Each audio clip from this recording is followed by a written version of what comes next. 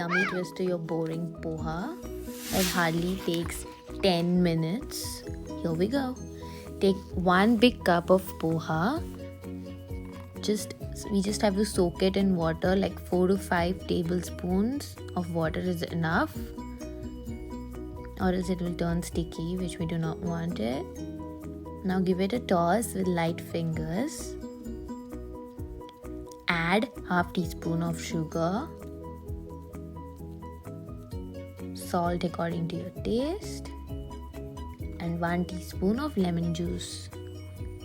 Again, toss it with light fingers. Do not overmix. Keep it aside. Now let's make our own peri peri mix. If you have store-bought mix, use it. Now let's make our own peri peri mix, and using the spices we already have.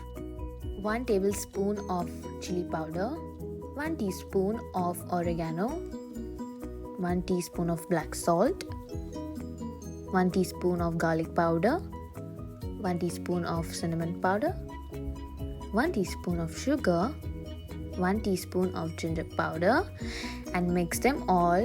You can skip 1 or 2 if you don't have. It works exactly the same.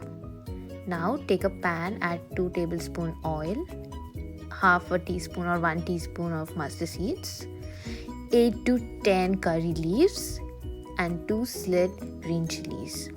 Now to this add half or 1 medium-sized potato. Let's just half cook it. To this we're gonna add 1 medium-sized onion, finely chopped.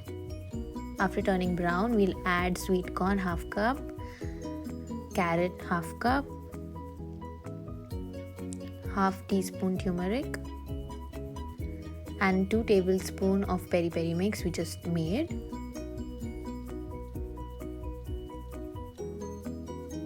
Let it cook for 2 minutes. Then we're gonna add our poha, salt according to your taste. Give it a nice mix. Only 1 more minute on stove, that's it. And here's our delicious peri peri poha ready. Garnish it with your coriander leaves. And here we go. Yummy.